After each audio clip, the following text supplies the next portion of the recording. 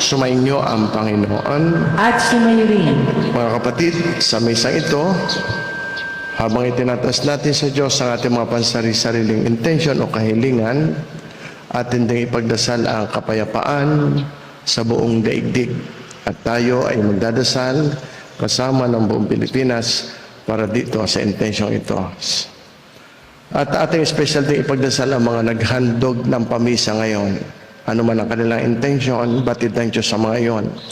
Ang pagpapamisa nawa nila ay magdulot sa kanila at sa kanilang pamilya ng mga pagpapala. Atin ding itaas sa Diyos ang mga intensyon ng palagi ang kasama natin sa misa sa pamamagitan ng pagsubaybay nila sa Facebook page ng Parish of Santa Rita de Casia. Humingi muna tayo ng awa at patawad sa Diyos upang tayo maging marapat gumanap sa banal na pagdiriwang.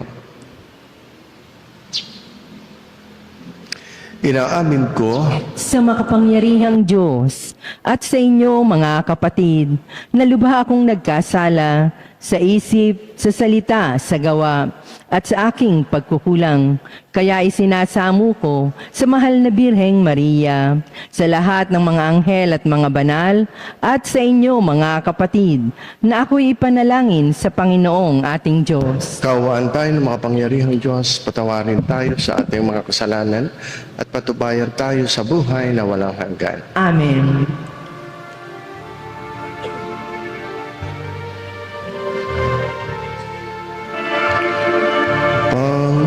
Panginoon, kaawaan mo kami.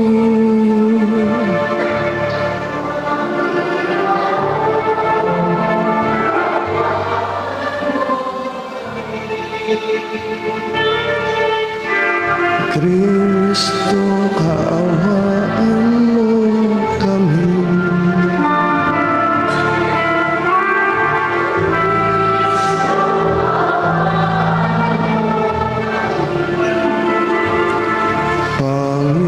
Panginoon, kaawaan mo kami.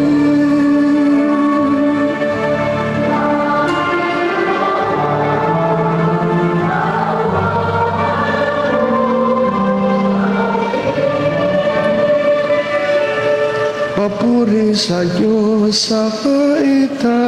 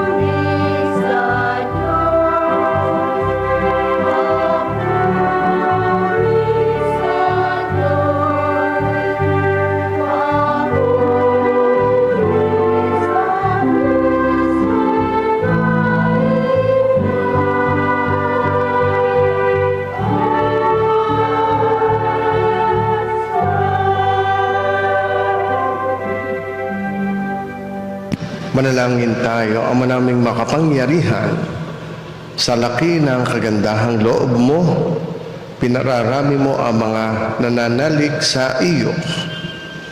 Tunghayan mo ang iyong mga hinirang na sa tubig ng binyag ay muli mong isinilang upang bihisan mo ng ligaya ng kawalang kamatayan sa pamamagitan ni Jesucristo kasama ng Espiritu Santo magpasawalang hanggan. Amen.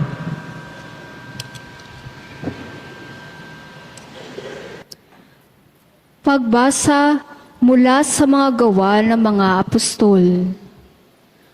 Noong mga araw na iyon, nagtaka ang mga pinuno at matatanda at mga eskriba sa katapangang ipinakita ni na Pedro at Juan. Lalo na nang mabatid nilang mga karaniwang tao lamang ang mga ito at hindi nag-aral. Napagkilala nilang sila'y kasamahan ni Jesus noong nabubuhay pa.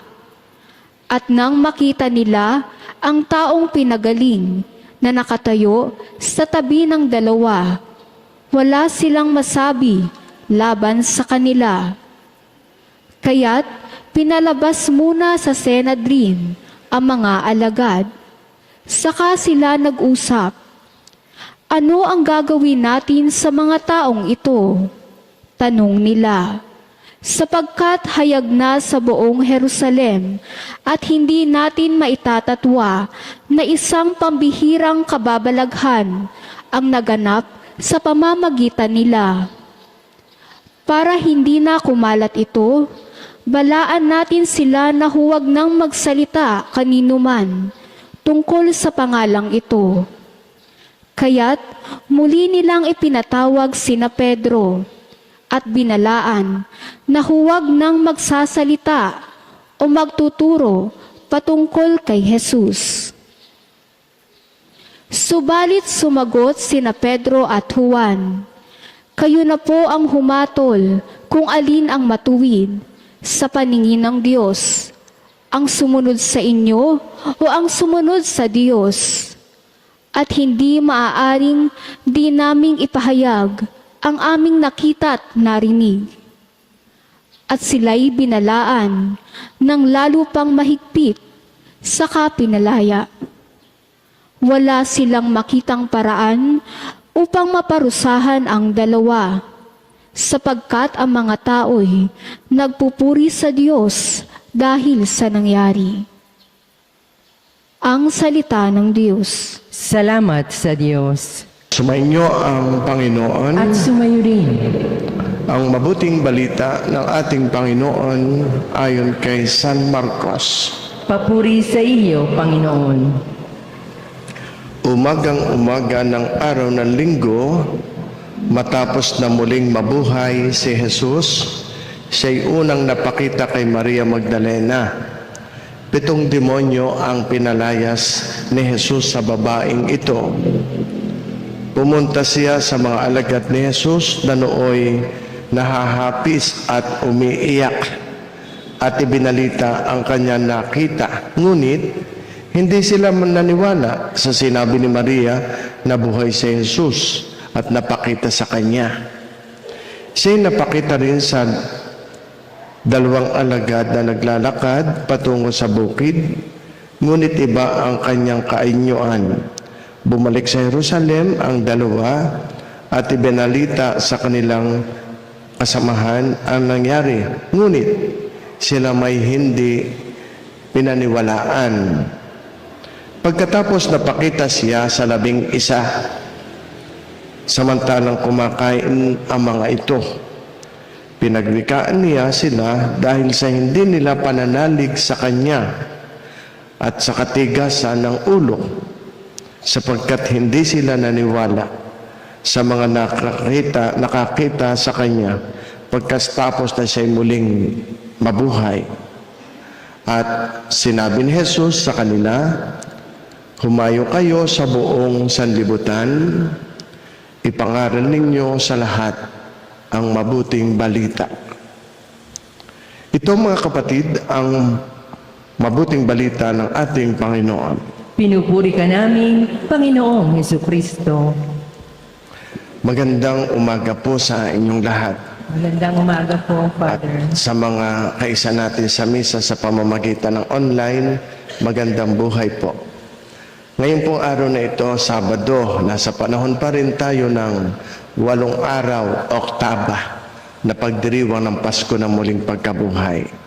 Sa Ebanghelyo na ating napakinggan, ay nagpakita si Jesus sa isang babae na si Maria Magdalena. Subalit, nung sabihin ni Jesus sa kanya, sabihin mo sa mga alagad na nakita mo akong buhay. Subalit si Jesus ay hindi nila pinaniwalaan si Maria Magdalena. Mahirap tanggapin at paniwalaan. Totoo ang muling pagkabuhay ni Jesus. Matapos nga magpakita kay Maria na sinugo ni Jesus, kaya nga ito si Maria ay tinawag na apostol sa mga apostol. Siya ang kauna-unahang naghatid sa mga apostol na muling pagkabuhay. Talagang hindi siya pinaniwalaan. Ngunit the disciples practically gave her a cold shoulder instead of rejoicing at the news, good news. In fact, they simply could not believe that Jesus was alive. Gayun din ang nangyari sa dalawang alagad na mula sa Jerusalem, narinig niyo yung kahapon, ay nagtungo sa Emmaus sapagkat devastated. Hindi nila matanggap na namatay si Jesus, nawalan sila ng pag-asa. Subalit nakilala nila si Jesus. Habang sila'y nakikinig, lalo na nung paghati-hatian ni Jesus ang tinapay, just the same, yung mga alagad, they dismiss her testimony. Talagang hindi maniwala. They brush aside their testimony and they refuse to believe sa dalawang alagad na ito. The greatest news ever told was met with disbelief. Hindi pa rin pinaniwalaan. Sa huli, nagpakita si Jesus ayon sa gospel sa 11 apostol. Wala na si Judas. Okay. At doon ay pinagwikaan ni Jesus ang kanyang mga alagad dahil sa kanilang kawalan ng pananampalataya. Sabi dahil sa katigasan ng kanilang puso, ayaw nilang paniwalaan si Jesus ay muling nabuhay. Sa madaling salita, the disciples were slow to believe in Jesus' resurrection. At kung tutuusin, hindi natin sila masisisi. Resurrection is never easy to believe. Para sa kanila, it was simply too good to be true. Ngunit sa kabilang dako, may magandang bunga rin ang kanilang pagdududa. Hindi agad-agad hinog ang kanilang pananampalataya. Kailangan itong dumaan sa proseso. Little by little. Yan. Slowly but surely. Yan ang naririnig natin sa basketball. Hindi maganda ang hinog sa pilit. Alam naman natin yon. Ang hinog sa pilit ay mapait. Kung sa pagkain, halimbawa yung ating tulingan, mas masarap kapag ito ay nilutong dahan-dahan. Kung tawagin natin ay ayang-ayang, kahit buto, pag ito ay hindi nakakatinik. Kapag minadali, nawawala ang tunay na lasa. Kahit naman ang kayamanang nakuha ng madalian, hindi masarap tamasahin. Madalis pa ngay, nawawala na lang. Maganday dahan-dahan. Maganday may proseso. Okay. Gayon ang pananampalataya. Ito rin ang dapat ang nais ni Jesus para sa kanyang mga alagad. Anong nais niya? Isang ganap, isang matured, isang malalim at matibay na pananampalataya. Yung bang pananampalatayang hindi madaling gibain at hindi kayang gibain. Hindi pwedeng gibain ang pagdududa. ng takot, ng pagsubok. Marahil ito ang unang bunga ng kanilang mabagal na paniniwala para patibayin, sapagkat nang makita na nila si Jesus upang ng personal, una, kwento-kwento lang. Sabi nila, sabi nito, sabi noon, nabuhay si Jesus. Of course, walang personal na karanasan, hindi matibay. Napawi ang lahat ng kanilang pagdududa pagkatapos na si Jesus mismo'y nagpakita sa kanila. Kahapon, sabi ni Jesus, tingnan niyo ang sugat sa aking mga kamay at paa. Hawakan niyo ako, hawakan niyo, tingnan niyo mabuti. Nawala ang kanilang pag-aalinlangan, naglaho ang kanilang takot. Hinog, ayang-ayang. Okay. At mula noon, ibinuhos na nila ang kanilang buong buhay upang ipahayag ang mabuting balita na sa muling pagkabuhay ni Jesus. Kahit pa ito'y magbunga ng pag-uusig, ng pagpapahirap, kahit kamatayan, okay lang. Basta naniniwala kami. At ito ang itinuturo namin. Ito'y katotohanan. Sometimes a certain darkness is needed to see the stars. Yun ang ibig sabihin. Kaya nga kung wala ang dilim, hindi natin makikita ang ningning ng mga bituin. Mas maganda ang bituin sa panahong madilim. There will always be sunshine after the rain. Yun ang parang ibig sabihin. Ang karanasan ng mga alagad ay nagpapaalala sa atin na ang pinakamabisang saksi, yung tagapagpatunay, sa muling pagkabuhay ni Kristo ay ang mga taong personal na nakaranas ng kanyang kapangyarihan sa kanilang buhay. Kaya nga si Maria Magdalena, ang unang saksi, isang babaeng nakaranas ng pagpapalaya, ng pagbabago at pag-ibig ni Kristo. At ganun din ang mga apostol. Sila ang mga taong unang-unang ay hindi naniniwala. Hindi muna agad sila naniwala. Ngunit nang makatagpo nila ang nabuhay na Panginoon, sila naman ang naging pinakamatapang na tagapagpahayag ng katotohanan about Jesus' resurrection. Kung tutuusin, naging mas kapani-paniwala ang kanilang patotoo dahil sa kanilang unang pagdududa. Sapagkat walang taong magbibigay ng kanyang buhay para sa isang kasinungalingan. Walang taong magiging matapang sa pagsubok at pagpaparusa hanggang kamatayan sa kasinungalingan. Nobody could be a more credible witness than those who once doubted but later encountered the truth. Ang ating pananampalataya ngayon ay nakatayo sa patotoo ng mga taong unay nagduda. Mga apostol at alagad na ngayon kahit inuusig at ikinukulong, pinarurusahan at pinapatay, ay hindi tumitigil sa pangangaral ng katotohanan na si Jesus ay tunay muling nabuhay. Inaanyayahan tayo ni Jesus sa fullness of faith. Isang pananampalatayang hindi lamang nakabatay sa nakikita, kundi sa pagtitiwala. Ibinigay sa atin ng Diyos ang mga apostol na ito para matanggap natin ang mga iyon, ang pananampalatayang ito, kahit hindi tayo nakakita ng personal. At ang sabi, mapalad ang sumasampalataya kahit hindi nila ako nakita. Sapagkat ipinakita na ni Jesus ang kanyang sarili sa mga hindi naniniwala at nagduda nung una, pero ngayon tumanggap na kahit kamatayan para ipahayag ang katotohanan.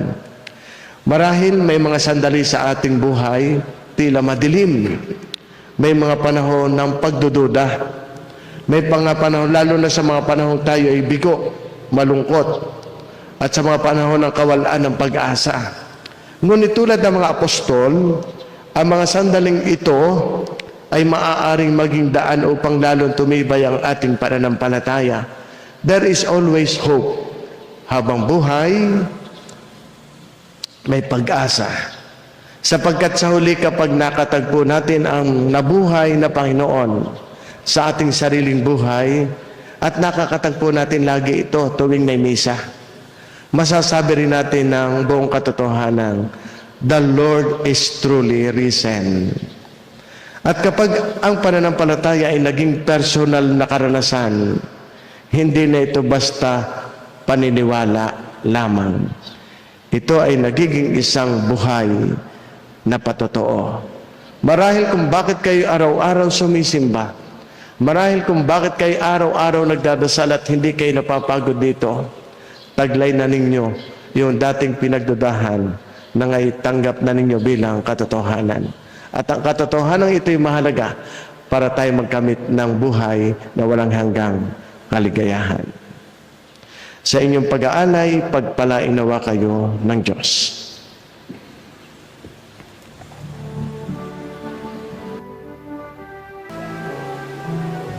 Manalangin kayo mga kapatid upang itong ating paghahain ay kalugdan ng Diyos Amang makapangyarihan. Tanggapin nawa ng Panginoon itong paghahain sa iyong mga kamay, sa kapurihan niya at karangalan, sa ating kapakinabangan at sa buong sambayanan niyang banal. Manalangin tayo.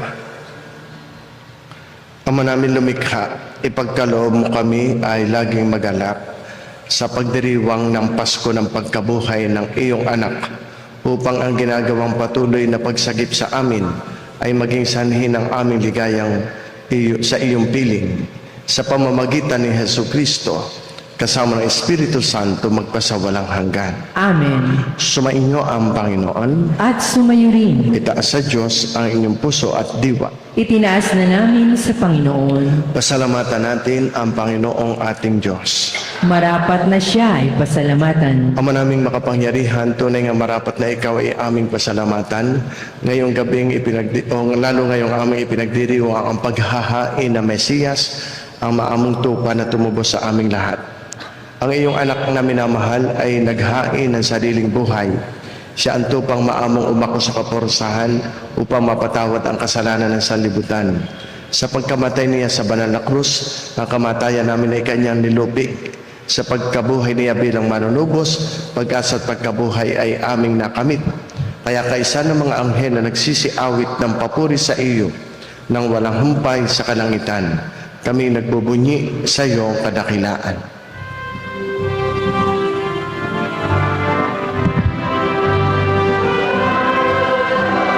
Noong may kapal, banal ang iyong pangalan,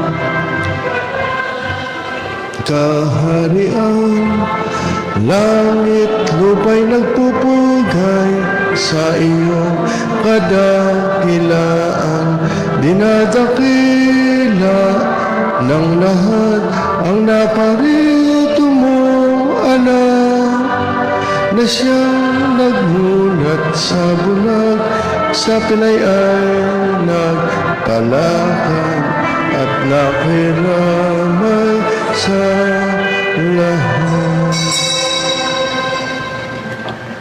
Ama naming banal, ikaw ang bukal ng tanakabanalan, kaya't sa pamamagitan ng Espiritu, gayon mong banal ang mga kaloob na ito upang para sa aming maging katawan at dugo ng aming Panginoong Jesucristo.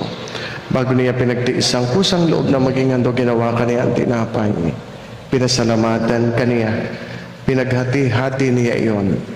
Iniabot sa kanya mga alagad at sinabi, tanggapin ninyong lahat ito at kanin. Ito ang aking katawan na ihahandog para sa inyo.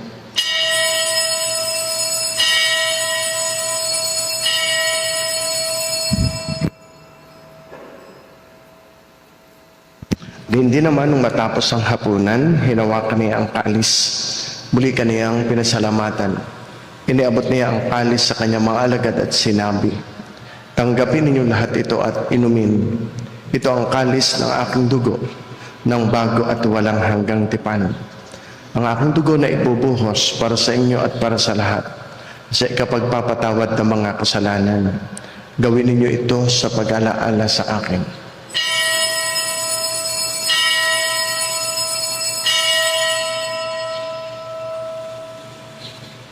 Sama-sama nating ipagbunyi ang misteryo ng ating pananampalataya.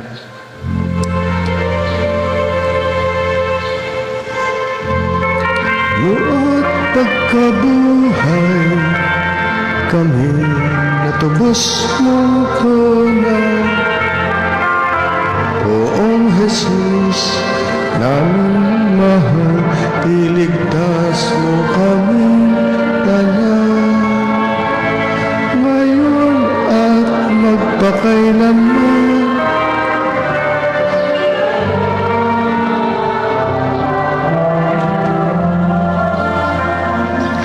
Ama, ginagawa namin ngayon ang pag-alaala sa pagkamatay at muling pagkabuhay na iyong anak. Kaya tiniaalay namin sa iyong tinapay na nagbibigay buhay at ang kalis na nagkakaloob ng kaligtasan. Kami nagpapasalamat dahil kami iyong minarapat na tumayo sa harap mo para maglingkod sa iyo. Sinasamo namin kami magsasalo-salo sa katawan at dugo ni Kristo ay mabuklod sa pagkakaisa sa pamamagitan ng Espiritu Santo. Ama, lingapin mo ang iyong simbahang laganap sa buong daigdig. Puspusin mo kami sa pag-ibig kay San Leon, aming Papa, Gilbert, aming Arsobispo, ng mga obispo at lahat ng mga pari. Alalahanin mo rin ang mga kapatid naming nahimlay na may pag-asang sila'y muling mabubuhay, gayon din ang lahat ng mga pumanaw. Kaawaan mo sila at patuloyin sa iyong kaliwanagan. Kaawaan mo at pagindapatin kaming lahat na makasalo sa iyong buhay na walang wakas. Kaisa na mahal na Birheng Maria, Ina ng Diyos, ni San Jose na kanyang kalinis-linisang esposo, kaisa ng mga apostol, ni Santa Rita ng Cassia na aming patrona, lahat ng mga martir, lahat ng mga banal na namuhay dito sa daigdig ng kadugod-lugod sa iyo. May pagdiwang nawa namin ang pagpupuri sa ikararangal mo sa pamamagitan ng iyong anak na aming Panginoong Hesukristo. Panginoong Hesukristo, sinabi mo sa iyong mga apostol, kapayapaan ang iniiwan ko sa inyo. Ang aking kapayapaan ang ibinibigay ko sa inyo. Tunghayan mo ang aming pananampalataya, huwag ang aming mga pagkakasala. Pagkalooban mo kami ng kapayapaan at pagkakaisa ayon sa iyong kalooban, kasama ng Espiritu Santo, magpasawalang hanggan. Amen. Ang kapayapaan ng Panginoon ay laging sumainyo. At sumayo rin. Magbatian tayo, maghangad ng kapayapaan sa isa't isa. Sumainyong lahat ang kapayapaan. Pagbati rin natin sa mga kaisa natin sa misa sa pamamagitan ng Facebook page ng parokya.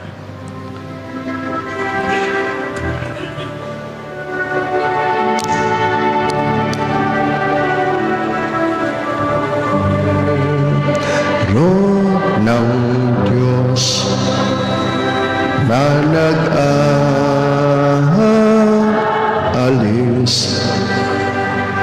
ng mga kasalanan ng sanlibutan.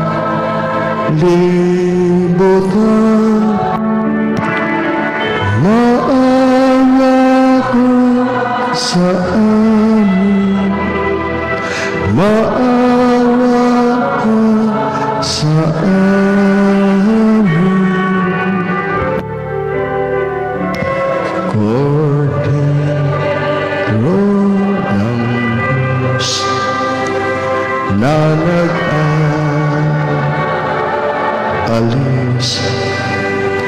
ng mga kasalanan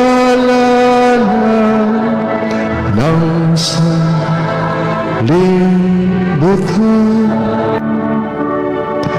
Maawa ka sa amin, maawa ka sa amin.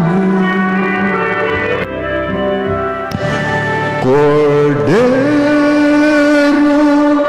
ng Diyos na nag-aalis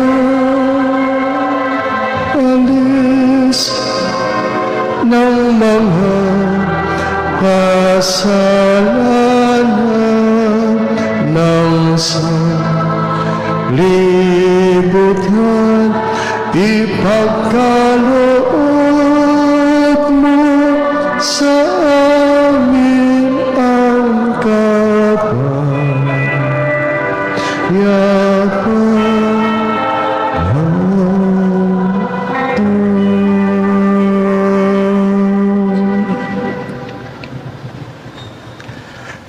kapatid, narito si Kristo, ang kordero ng Diyos na nag-aalis ng mga kasalanan ng sanlibutan.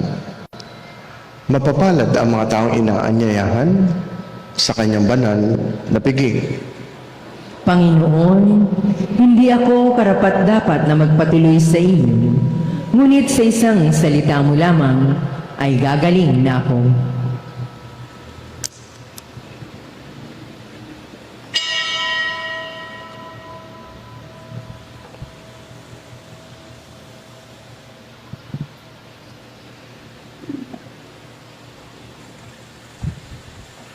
Katawan ni Kristo, Amen.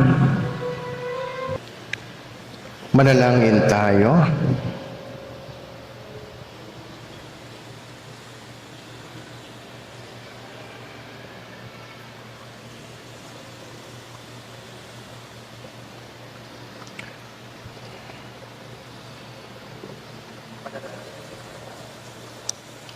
Ama naming mapagmahal, tunghayan mo at lingapin ang iyong sambayanan na minarabat mong makinabang sa piging na pangmagpakailanman. Ipagkaloob mong kami malwalhating makarating sa pagkabuhay na magtatampok sa amin sa iyong piling sa pamamagitan ni Jesucristo kasama ang Espiritu Santo magpasawalang hanggan. Amen.